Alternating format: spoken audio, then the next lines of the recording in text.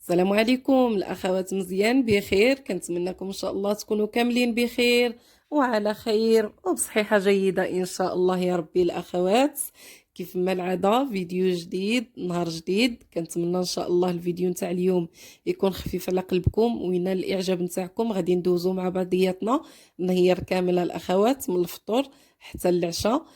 نتقاسموا مع بعضياتنا افكار الوجبات هكذا للغدا والعشاء، كذلك الفطور الاخوات. كنتمنى ان شاء الله الفيديو نتاع اليوم يكون خفيف على قلبكم، وكنقول للناس الجدد اللي انضموا للقناه مرحبا بكم والف مرحبا، والقدام داركم. واللي اول مره غادي تشوف الفيديو نتاعنا كنقول لك اختي مرحبا بك تنتي انضمي لينا باش تولي من العائله نتاعنا.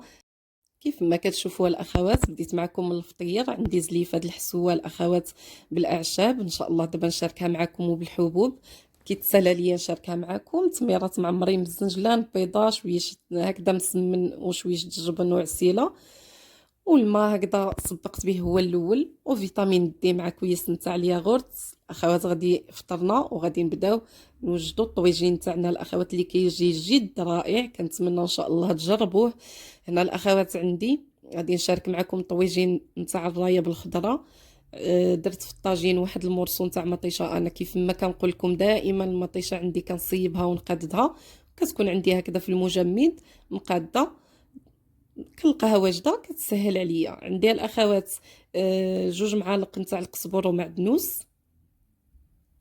عندي مقدار واحد 3 نتاع الدريسات نتاع الثومه اللي يكونوا كبيبرين، وعندي واحد شويه د الملحه. ملحوا على قياسكم الاخوات، ما تكثروش الملحه، الحوت راكم عارفين ما كيبغيش الملحه بزاف. عندي معلقه نتاع الكمون، معلقه وربع نتاع القزبر يابس، ومعلقه وربع نتاع فلفله حمراء، واحد شويش نتاع السودانيه الاخوات. انا درت غير واحد شويش لانها حاره وحنا ما كناكلوش الحار بزاف. عندي هنا الاخوات جوج معالق نتاع الزعتر، هذه المعلقه الاولى، غادي نزيد الثانيه. جربوا الطويجين الاخوات نتاع الرايه هكذا بالخضيره، راه كتجي غزاله ولا اروع. كما قلت لكم انا خديت مقدار، خذوا نتوما مقدار واحد الحبه نتاع مطيشه تكون كبيره، حكوها وصفيوها من داك الزريعه ديروها في الطاجين وخليوها تقلى واحد شويش عاد باش نزيدوا لها الخضيره اللي غادي نديرو.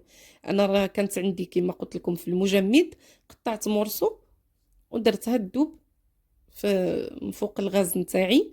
هنا كناخذ الرايه، هذه الرايه الاخوات اللي كنت شاركت معكم في التقضيه نتاع اول الشهر. انني كنت خديت رايه وقسمتها على زوج، النصف كنت بخرته، ما شاركتهاش معكم حتى هي. ان شاء الله دابا نشاركها معكم مستقبلا ان شاء الله فاش نولي ناخذ الرايه. قولي تقريبا حتى المورا العيد الكبير ان شاء الله كي نولي ناخذ هكذا الرايه نشاركها معكم عاوتاني مبخره بطريقه اللي كتجي رائعه. المهم دابا انا شاركتها معكم بهذه الطريقه، اللي بغات تجربها. عندي تما الاخوات واحد جوج حبات د البطاطا، واحد الحبه نتاع خيزو كبيبره وقطعتهم دوائر. هذا الطويجين تاعي اللي درت فيه مطيشه. هاد الطويجين الاخوات راه عندي قديم، راه تقريبا شي هكذا شي 3 سنين ولا 4 سنين هاد الطاجين عندي، وتقدري تكون حتى اكثر الاخوات. الطاجين عندي كيضرب معايا سنوات. ان شاء الله في هاد العيد غادي ناخذ الطويجين، وهذا راه مازال صحيح الاخوات. نخلي هذا للحوت وناخذ الطاجين نخليه اللحم ان شاء الله والدجاج. كما شفتوا الاخوات من بعد ما دابت لي مطيشه ستفت خيزو، ستفت من فوق منه البطاطا، ودرت داك الرايه نتاعي، ودرت هكذا لي طخونش نتاع الليمون، زدت واحد جوج معالق نتاع الزيت الزيتون، وغطيت على الطاجين نتاعي وخليته يطيب. زدت له الاخوات واحد نصف كاس نتاع الماء، وقللت العافيه متوسطه ماشي قليله بزاف، وخليتها كطيب. عندي هاد العصير الاخوات اللي تا هو كيجي زوين غزال. المندرين عندي واحد 500 غرام د المندرين، هاد المندرين راه نتاع العصير، وعندي 250 غرام تاع الفريز. نتوما الاخوات تقدروا ديروا عينكم ميزانكم.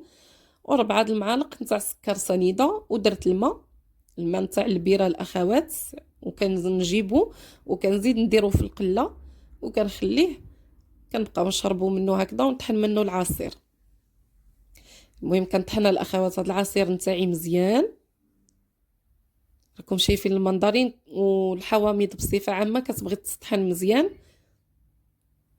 وتصفى. كاين اللي كيقدر يشرب هكذا العصير بلا ما يصفيه، ولكن من الاحسن انكم تصفيو العصير اللي يكون فيه هكذا الحامض، البرتقال، هكذا المندرين، من الاحسن يتصفاو باش كتشربي العصير صافي وكيكون خاطر تبارك الله. ما تكثرولوش الماء. كما شفتوا انا داك الغريريف راه عندي فيه طرو، يعني راه ما درتش طرو كامل. شوفوا شحال بقى منه.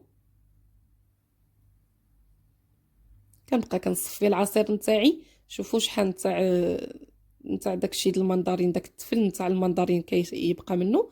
وهذا هو العصير راه جا غزال. وكنخوي العصير نتاعي في الغراف وبالصحه والراحه الاخوات. جربوه راه كيجي لذيذ غزال.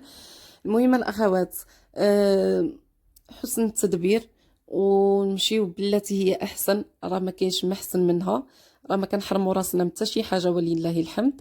وكنبقاو الشهر كامل الاخوات وحنا ماشيين كيف ما الاول الشهر كيف ما اخر الشهر، كنبقاو ماشيين دقه بدقه اولا دقه دقه مع الميزانيه نتاعنا ومع المصروف نتاعنا، وكنتماشاو الامور الحمد لله. هنا الاخوات كنت داك النهار تعبت بزاف. درت الاخوات هكذا ما درت السلطه، درت غير الخيار قطعته وكندير معاه شويش نتاع الزيتون، وتغدينا مع داك الطويجين كويس العصير. والله يخلف الله يجعل البركه. كما قلت لكم الاخوات شوفوا كنت قسمت معكم الشهر اللي فات ميزانيه نتاع 1200 درهم. 1200 درهم ما شاء الله رحنا بقينا حتى لاخر الشهر هذا وحنا ماشيين مزيان الحمد لله. غدا ان شاء الله الاخوات غادي نشارك معكم تقسيم ميزانيه نتاع 1350 درهم ان شاء الله، بطريقه اللي جد رائعه، اللي غيكون فيها بزاف نتاع الحويجات اللي مزيونين وتحديات اللي رائعين الاخوات. غيكون فيها كيف ما قلت لكم بحال ظرف رمضان اللي بديناه الشهر اللي فات. ستوك د المجمد اللي انا عندي هذه قاعده انني ستوك د المجمد كنخدم عليه من هذا زمان. كذلك ستوك نتاع الهري ويكون فيها الهري ويكون فيها. المهم الاخوات انتظروا الفيديو غدا ان شاء الله غادي نحطو لكم، غيكون جد رائع الاخوات. هذا هو الطويجين تاعنا. شوفوا كي جا غزال وكنستافدوا الاخوات من الفوائد نتاع الحوت. هنا غادي نشارك معكم العشاء الاخوات. غادي ندير المقرونيه الكوكياجه بواحد الطريقه اللي كتجي غزاله. شوفوا الاخوات درت مقدار واحد 2 معلقات نتاع زيت الزيتون، واحد 3 حتى ل 4 نتاع الضريسات نتاع الثومه اللي كبارين، واحد الحبه نتاع البصله اللي شلطتها كيف ما كتشوفوا. كنزيد الملحه وغادي نرجع هاد البصله والثومه مع داك الزيت والملحه يتشحروا مزيان. عندي هنايا مكعبات نتاع الدجاج، صدر نتاع الدجاج طريفات صغار، وعندي فلفله اللي عندي في المجمد كنت دايراها كونجلي. راه تبارك الله من عام الاول راه مازال لي ما شاء الله فيها واحد الكميه اللي نستهلكها. هنا الاخوات مطيشه اللي كنت وجدت معكم كما كتشوفوا. عندي في داك البواطه كنت دايره غير في الثلاجه لتحت، وداك الطريف كان جبدته من المجمد. هنا هادو هما هاد المقرونيه نتاع الكوكياجه. وديروا اي نوع، راه الاهم هي لاصوص كتجي غزاله. عندي تما الفرomاج وغادي ناخذ واحد المورسو نتاع مطيشه د الحك. وعندي الاخوات هذه اللي كنت خديت جبن، صلصه الجبن اللي كنت خديت الشهر اللي فات. شوفوا الاخوات هكذا كتبقى ليا راني كنضرب بها حتى لشهرين حتى 3 شهور ما كتوقع لها حتى حاجه. غير هي من الاحسن ديروها في داك المكعبات نتاع الثلج وعاد ديروها هكذا في لي ساشي، في شي ساشي اولا بواطه، احسن من انكم ديروها هكذا في طاسه. ملي كتبغيو تقطعوا منها شي شويش تبقى تعذبكم. من الاحسن ديروا داك الصلصه ديال الجبن اولا الكريمه نتاع الطبخ اللي تاخذوا ديروها في بواطه اولا في داك المكعبات نتاع الثلج. هذه بالنسبه للناس اللي كيبغيو يحتفظوا بلي صوص مده طويله. اما بالنسبه للناس اللي كيستهلكوها يعني في داك الفتره هذيك، هي راه كتبقى اصلا واحد المده نتاع 20 يوم حتى ل 25 يوم تقدري تستهلكيها فيها.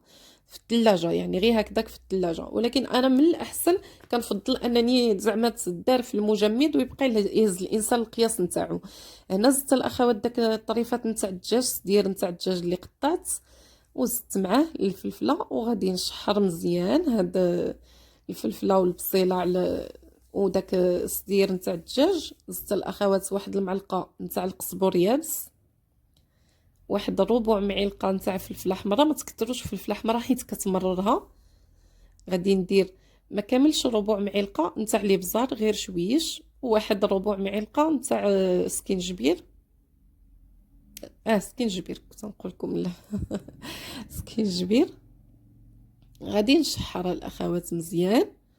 جربوها لي باط بهذه الطريقه هذه، راه كتجي غزاله، كتجي لذيذه حتى هي هكذا للعشاء، والوليدات كيحماقوا عليها، الصغار والكبار كلشي يبغي هاد الطريقه هذه، كتجي زوينه. كنزيد داك لاصوص طوماط نتاعي من بعد ما تشحر ليا الدجاج والفلفله والبصله. كنزيد لاصوص طوماط وغادي نخليها حتى غادي تطلق ليا مزيان مزيان الاخوات. كما قلت لكم الاخوات، نوليو الموضوع نتاعنا، راه حسن التدبير، راه شي حاجه اللي مهمه الاخوات. وكيفاش اننا نلعبوا بالميزانيه نتاعنا وما ما تغلبناش حنا نتغلبوا عليها، باش نبقاو ماشيين مرتاحين. كيف ما كتشوفوا الاخوات، انا في ال 15 الثانيه اللي كنت شاركت معاكم، ال 15 الثانيه كنت شاركت معاكم تبارك الله ال 200 درهم نتاع الخضر، شاركت معكم فيها الخير تبارك الله. اللي جبت اللي كان مازال لي من ال 15 الاولى، والخير اللي كنت زدت جبت عاد من ال 15 الثانيه، من ال 200 درهم ديال 15 الثانيه. اشنو اخر، وكنت خديت من داك ال 200 درهم الاخوات كيلو نتاع الموتزاريلا اللي تبارك الله انا دابا غادي ضرب ليا هاد ال 15 هادي، استعملت منها في هاد ال 15 وغادي نكمل بها في نكمل بها هاد الشهر نتاع 5. ما غاديش نشري الموتزاريل، مع انني اصلا كنت مازال مخبعه شي شويش من تقريبا، ماشي شي شويش، راه نصف كره اللي كنت مخبعه نتاع الفرomاج احمر ملي كنت خديتها من سيدنا رمضان. راه حسن التدبير، ونعرفوا نمشيو مسائلنا، وهذا راه شي حاجه كما قلنا اللي مهمه. هنا الاخوات دازني الفيديو، انا الصلصه جاتني بزاف، قبل ما نزيد داك الكريمه حيدت واحد شويش، حيت انا هاد المعجنات درت غير القياس نتاعنا. داكشي الا جاتني الحشوه بزاف اولا الصلصه بزاف نقصت منها، وعاد زدت الكريمه طلقتها مزيان، وزدت هاد الكوكياج نتاعي. كنزيد مقدار واحد 2 معالق حتى 3 نتاع الفرomاج موتزاريل مخلط عندي مع الفرomاج احمر، واحد 2 معالق نتاع المعدنوس اللي مقطع رقيق، وكنخلط. كنطفي البوطه الاخوات، عاد حركوا وبالصحه والراحه الاخوات. المهم الاخوات انتظروا الفيديو نتاع تقسيم الميزانيه غدا ان شاء الله، ومن بعده ان شاء الله غادي نشارك معكم اكيد الخطيره شنو غادي نجيبو عاوتاني، وتشوفوا. المهم ما نحرق لكمش المراحل، جاي فيديوهات اللي مزيونين وفيهم الاستفاده بزاف. كنتمنى ان شاء الله الفيديو نتاع اليوم ينال الاعجاب نتاعكم. اخوات ما تبخلوش علينا بالتعاليق نتاعكم، كيحفزوني، غيحفزوني اكثر واكثر هما ولي لايك نتاعكم. كنقول لكم مع السلامه، الى اللقاء، الفيديو المجي ان شاء الله.